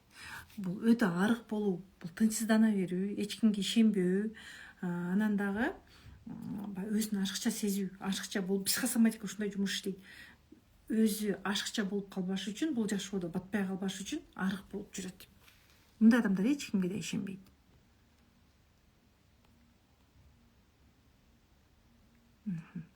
Сабактан алган инсайттар сиңимдүү болсун баарыңыздарга. Цистит боло берем дейт. Цистит сыртта кандай болуп атат? Сыртта тынымсыз ойлор, кыжалатчылык, кыжырдануу, сыртта дагы бул сыртка чыкпай калды, демек дене сүйлөп атат, дене аркылуу чыгып атат. 20 миңдикке жеңилдик болобу? Нет, бул өзү акция менен 20 миң болушу мүмкүн, психосоматика, или 30 миң болушу мүмкүн. Баасын так аныктай элекпиз. Ошол мүмкүнчүлүк силерге. Самооценка кантип көтөрсөң болот? Өзүңөрдү таанып. Самооценка деген бул өзүңө деген баа да. Өзүмө деген баа түшүп кеткен, төмөн сезинем деген сөз. Биз культураны айтып алган болго самооценка деп. Бул деген өзүмө деген баам жок, өзүмдү тряпка сезинем, көп жерде кысылып калам деген сөз. Бул дененин автоматтык түрдөгү реакциясы. Сен бул жактан укмуш боло бересиң. Мен сүйлөйм азыр, оюмду айтам, калтырабайм, титиребейм дейсиң. Бирок кайсыл бир ортого барган кезде сен тиртилдеп, титиреп каласың. Жолдошум жакшы, балдарым ооруп калса мени күнөөлөйт. Кыздар, сезимдерди иреттейли. Эне дайыма слабый болуп жүрсө, эненин эмоциясын балдар сиңирип алат өзүнө. Өзүңдү таштап койгон кезде эмне кылыш керек? 10 күндүк марафондон баштайсыз. Эмне үчүн ата-эне акча жакшы тапканга жакшы мамиле кылат? Анткени алардын приоритети акча. Силер өзүңөрдү тааныбайсыңар. Силер өзүңөр дагы мээримди акчага сатып үйрөнгөнсүңөр. Өзүңөрдү төмөн сезесиңер. Ошол кезде мен өзүмдү кандай сезем? Мен ошол кезде өзүмдү маанисиз сезем. Акча берсем маанилүү болот элем. Эмне? Сен акча берсең маанилүү болбойсуң. Сен акча бербей калган күнү эле сен өзүңдү маанисиз сезип каласың. Тез ачуум келгенде калтыра албайм дейт. Вот, калтыра албайсың, анткени ал сенин денеңин бир бөлүгү. Ошол 10 күндүк марафонго катышып, терапияларды жасап, өзүңөрдүн ички сезимдерге биз жан дүйнө менен иштөө аркылуу, мындайча айтканда психология бул жан дүйнөңө операция. Маткам түшүп кетти, ошого йогалар болобу марафондо? Ооба, йоганын 2 деңгээли бар, интим гимнастиканын 3 түрү бар. Мына кыздар, йоганын 2 деңгээли бар. Интим гимнастиканын 3 түрү бар. Денени нерв системалары бошотуучу сонун дене кызытуу көнүгүү берем. Муну менен уже 6 болду. Анан Рано Ахматовадан 2 сабак бар, Венера Бакатаевадан 2 сабак бар, менден 2 сабак. Жалпы 12 теманы 990 сомго алып атасыңар. Аптекага баргылачы, 5-6 миңди шытырата санап бересиң го. Эмкиде ооруң кошулбаса мага кел. Баягыда колуң ооруп бардың эле, эмкиде бутуң кошуп ооруп барасың 6 айдан кийин, чынбы? Чын. Белимде грыжа бар, УЗИге түшсө өсүп кеткен дейт, задержка болуп атат, жардам берет, ооба. Грыжа бул көп ойлонуу, башкалар жөнүндө тынчсыздана берүү, сен колу буту соо бир тууганыңдын жүгүн артып алуу, колу буту соо кайнежеңдин жүгүн артып алуу, ата-энеңе күйөө болуп алуу, күйөөнүн жүгүн алып алуу, эркектин жүгүн алып алуу, мен баарын жасашым керек деп көп жоопкерчилик алып алганда адам басылабы, белге күч келеби бул? Адамда напряжение болот, ткандар сыртка чыгып калат, булчуңдар, фасциялар жарылып, сыртка чыгып грыжа пайда болот. Сен терапиялар жасаганда сага жеңилдик келет. Жан дүйнө плюс дене менен иштеш керек. Сен жан дүйнөңөн денеңи бөлүп алып сала албайсың, денеңен жан дүйнөңү бөлүп алып сала албайсың. Экөө менен чогуу иштеш керек. Циститтен арылгам дейт, молодец. Марафондо эмнелер айтылган, азыр камтылган. Курсак фартук дейт, ошону кетире албай кетиресиз, ооба. Жолдошум Женнифер Лопести салыштырып атат. Көрүшө баштадык, эч кандай шарт түзүп бербейт. Эми шартты өзүңүзгө сиз түзөсүз анда. Аял катары өзүңүздү тааныңыз, тырмактан кир издей берет. Сиз өзүңүз ошого ылайыктуу жүрөсүз. Эмне кылыш керек? Баштайсыз өзүңүздөн, үстүңүздөн баштаңыз. Ошол кезде реакцияларды өзгөртөсүз. Кандай болуп калам? Сиз реакцияларды өзгөрткөн кезде жолдошуңуз өзү эле сизге деген мамилесин өзгөртөт. Мисалы, бир нерсе айтайын. Бизде иштеген коллективдеги бир кыз, то есть бизде психосоматикадагы биз менен чогуу окуган кыз айтат да, дайым балам садиктен келатканда парктын жанына келгенде характерин көрсөтөт дейт. Кетпей, мен ойнойм деп мындай аябай мындай агрессиясын көрсөтөт дейт садиктен чыкканда балам дейт. Анан эмне үчүн балам мага ушуну кылып атат? Хотя мен балама убакыт бөлөм дейт. Эмне үчүн балам мага ушундай кылып атат десем дейт, көрсөм мен дурус эмес апа болуп атам, мен чууда жакшы карабай атам деп өзүмдү күнөөлөйт экенмин дейт. Мендеги күнөөлөө сезимди сезет ал энергетично дейт. Энергетикалык жактан сезет дагы мага ошондой, сен мени ойнотпай атасың, мен ойнойм деп мени күнөөлөп ошол мамилени кылат экен дейт. Мен бул сезимге проработка жасадым, болду дейт. Терапия жасадым дейт, болду, балам антпей калды дейт. И күйөө менен мамиледе да кудум ушундай.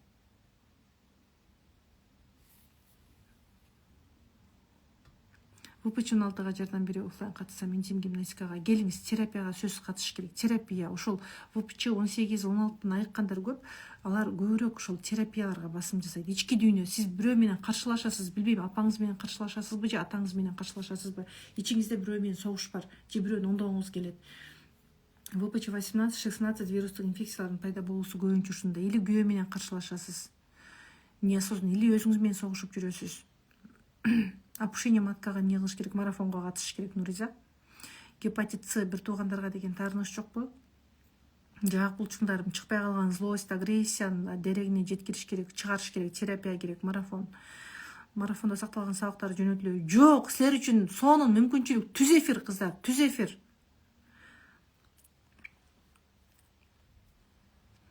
Интим гимнастикаларды мен сонун кылып даяр кылып упаковкалап койгом. Интим гимнастикаларды сонун кылып видеолорду берем. Йога, Венера Букотаева, Рану Ахматова менден сабактар только түз эфирде берилет.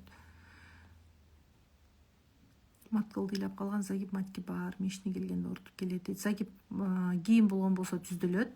Маткылды ыйлап калган көтөрүлөт, марафонго катышкыла. Анан дагы эмне деген суроо эле, жоготуп алдым. Менструация келбеген жерде кезде деле ооруп калат. Катуу кыжалат болуп, катуу тынчсызданат окшойсуз. Или бирөөгө жек көрүү бар. Программаны номериңерди калтырып койгула, программа беребиз. Мен жолдошумду эч каалабай калдым. Менен дагы дейт, дене менен дагы дейт. Ойду өзгөртүңүз. Ниет кандай? Ниетти аныктагыла. Кээде биз ниетибиз башка, бирок аракет менен ниет экөө бири-бирине кошулбай калат. Ниет түбү бактылуу болуу, бирок аракет мындай ажырашууга түртө турган аракеттер болуп калат. Ниет менен аракет чогуу кетиш керек. Матка эгер жок болсо интим гимнастика жасаса болобу? Аябай сөзсүз жасаш керек. Эндометриоз эмне кылыш керек? Таарынычтарды дарегине жеткириш керек. Ошон үчүн мен интим гимнастика көрдүңөр беле? Мен интим гимнастика менен психологияны бөлүп салганым көрдүңөр беле? Жок, канча аялдар сурайсаңар го, только интим гимнастика эле бар, мага психология кереги жок деп келесиңер го. Бирок мен бөлбөйм.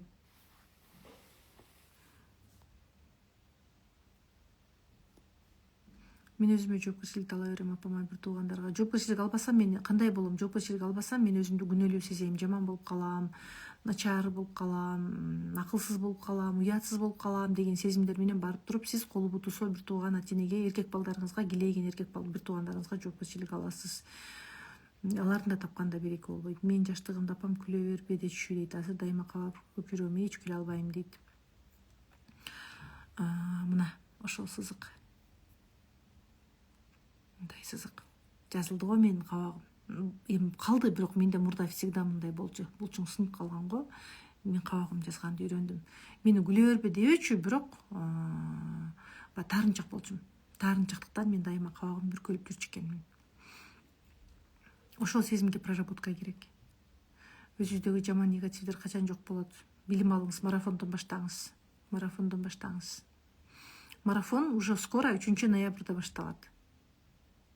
49-дамын, 3 ай айызым келбеди эле, эми 2 жумадан бери айызым келип токтобой атат, гимнастика менен жакшы болобу дейт. Биринчи гинекологко баргыла, гинеколог эмне дейт, текшерилгиле, эмне үчүн ушундай болуп атат. Эгер матка таза болсо, анда гимнастика плюс сезимдер менен иштөө, эмоционалдык абал менен иштөө, бирде ыйлап, бирде күлүп кала берет окшойбуз, бирде кубанып, тез маанайыбыз түшүп калат окшойбуз.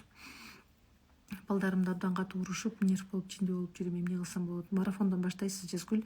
Мына өзүңөр ойлогулачы, мен сизге азыр айтам, жок, балдарды урушканга болбойт, сылык сүйлөө деп айтам да, силер аны ансыз деле ар жактан угуп атпайсыңарбы? Сиз буну кыла албай атпайсызбы? Ичиңиздеги сезим бар, кычырдануу. Бул жерде, мисалы, мына бүгүн мага бир аял келди. Балдарым укса, мен өзүмдү жакшы сезинем. Кандай результат кандай болушун каалайсыз? Балдарым угушун каалайм дейт. Эгер балдарым укпаса, өзүңдү кандай сезинесиң десем, балдарым укпаса өзүмдү алсыз сезип калам дейт. Ичинде алсызсың деген сезим аны башкарып жүрөт. Терапиялар жасаганда мунун баары чыгат.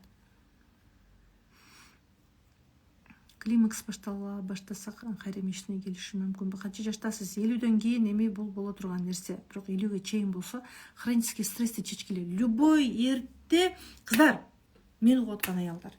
Кимде эрте климакс болду? 30дан кийин, может 20дан кийин, может 40 плюс, али 50ге жете элексиз, эрте климакс башталды.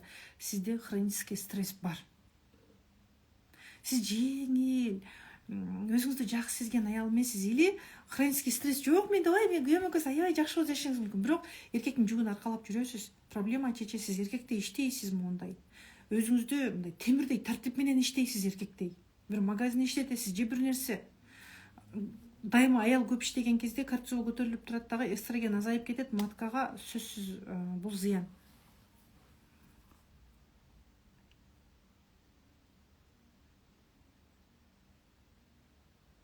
Күйөөм жумуштан киргенде эле светтерди күйгүзбөгүлө жана башка мелочь нерселерге уруша беребиз. Жаным деп сүйлөшүш керек. Уруш чыкпасын деп унчукпайм, жок, сүйлөшүш керек. Сиз өзүңүз мынтип жүрөсүз да, сизди көргөндө уже светти күйгүзбө дейт да. Эгер сиз моундай болсоңуз да, өзүңүзгө ишенген, өзүңүздү тааныган адам болсоңуз, сизге айтабы? Жок. Уже алдагы ошол маанайда келет. Tursunayчы, эркек только көчөдөн табыш керек, үйдөн табууга болбойбу? Анын ою только эркек көчөдөн табыш керек дейт. Эми көчөдөн дегенде смотря кандай, Америкага, Англияга кетип калыппы жок, андай болсо мен колдобойм андайды. 8 күн болду, төрөгөнүмө катыша беребизби дейт. Эгер кесарево жок болсо да, азыр жок болсо, кан азайып калса катыша бериңиз. Мен тиштене берем, өзүм билбейм, жагым ооруп калат. Чыкпай калган сезим бар, убагында айтылбай калган, детстводан айтылбай калган сөздөр бар. Мисалы, бир кызды дайым айтат: сен жалкоосуң, сени колуңан эч нерсе келбейт, карасаң карындашыңдай болбойсуң, сен тиңдей болбойсуңбу дейт. Бул мындай ичинде дайыма мени салыштыра бересиң деген мындай сөз калып калган го. Бул ошол боюнча калып калган. Терапия керек. Эки кол тырышуусу эмнеден? Коркунуч, может, агрессия, чыканактан ылдый, жагы экөө бирдей эмеспи? Агрессия бар, злость болушу мүмкүн.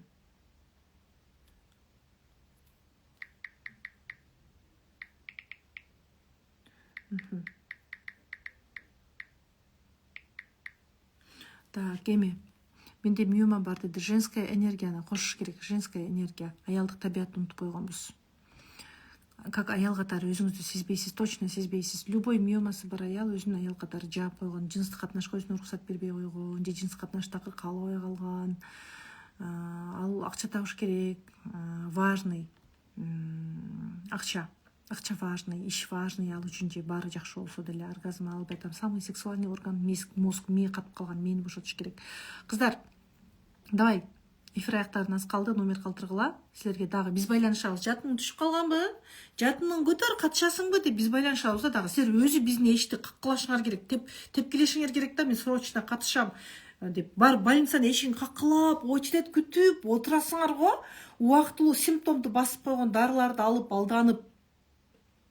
Биз силерди точно жыйынтык боло турган жакта биз силердин артыңардан жүрөбүз го. Номер калтыр. Курска катыш, жатыныңды көтөр, жел чыгуудан арыл, запоруң барбы, запоруңан арыл. Муундарың ооруйбу, муундарыңан арыл деп биз жүрөбүз го могу жакта. Обидно болуп калат мага кез-кезде ушул. Чындап эле мага обидно болуп кетет, кыздар, силердин артыңардан биз жүрөбүз да. Сен опушенияң барбы, мого муундарың ооруса бизге кайрыл, номериң калтыр, биз силерге байланышабыз деп биз жүрөбүз да артыңардан кууп. Силер бизди куушуңар керек.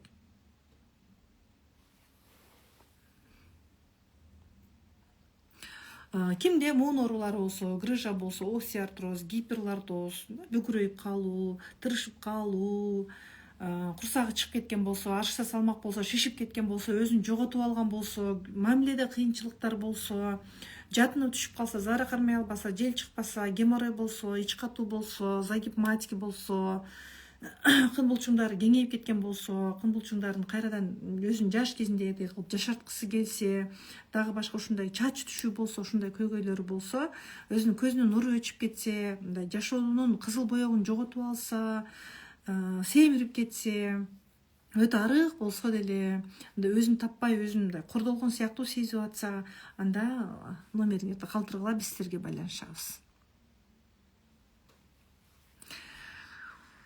Номериңерди калтыргыла, биз силерге байланышабыз. Командабыз менен силерге байланышабыз. Ооба. Өзүңүздөр өзү кууш керексиңер, силер бизди куушуңар керек.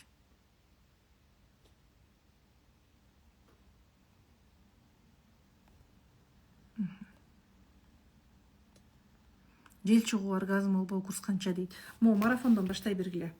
Оргазм бул мээни бошотуш керек, жел чыгуудан арыласыңар. аял алкоголизмден дарыласа ооба болот, сөзсүз болот. Бирок өзү кызыгып келиш керек. Ал кимге проблема? Сиз үчүн проблема болсо, сиз өзгөрүңүз да. Ал үчүн проблема болсо, ал үчүн норма болсо, анда сиз муну оңдой албайсыз да. Ал өзү каалаш керек, өзү кызыгып келиш керек. Ошондой аял келген го, өзүнө кол салган, берилип кеткен алкоголизмге. Ал аялда күчтүү өзгөрүү бар азыр. Ал өзү келди да, өзү издеди да.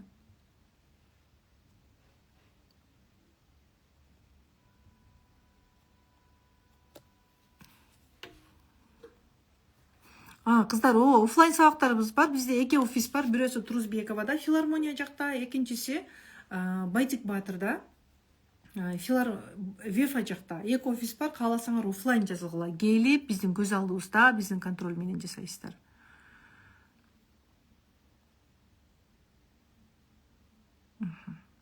Гепатит С айыктырса болобу? Кудай үчүн мүмкүн эмес нерсе барбы, жокпу?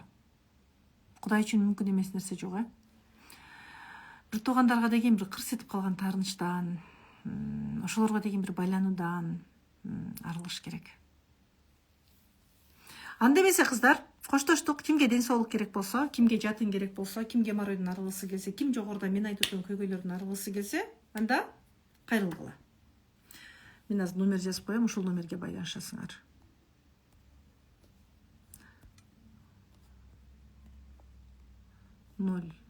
0500 631 610. 500 631 610. Кимге ден соолук керек ушул номерге? Кимге жан дүйнө тынчтыгы керек? Ким өзгөргүсү келет? Ким чарчады болуп аткан нерселерден? Ким Кудай буйруп психосоматиканы алып алгысы келет? Бактыңызда болсо психосоматикага катышып каласыз. Ушул номерге кайрылгыла. Менде миома бар, зарам чыгып кетет дейт. Зара кармай албоо барбы? Зара кармай албоо. Жүрө берсеңер кыздар, опасно, памперс кийип каласыңар. Эч жака чыга албай калат. Бара сасыйм деп. Кээ бир келиндер айтат, кайнем сасыйт дейт, аябай мындай ыңгайсыз дейт да. Кайнем катыштырсам болобу, алып келейинби деп айтышат.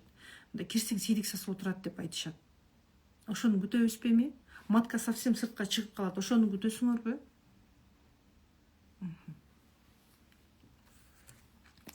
Анда эмесе, коштоштук. Жакшы калыңыздар. Марафондон көрүшкөнчө, 3-үндө онлайн марафон, 4-үндө офлайн сабак. Кайсынысынан болсо дагы Алла Таала бизди жылмайып жүз көрүшүүнү насип кылсын. Жүрөгүбүз жылмайса, көзүбүз жылмаят. Жүрөгүбүз өчүп калса, көзүбүз да өчүп калат. Дайыма Алла Таалам жылмайып, жан дүйнөбүз тынч жүрүүнү насип кылсын. Жакшы калыңыз.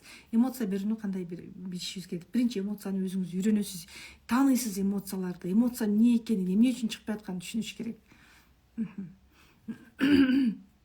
Жакшы калыңыздар. Баарыбызга аялдык бакыт, жан дүйнө тынчтыгы.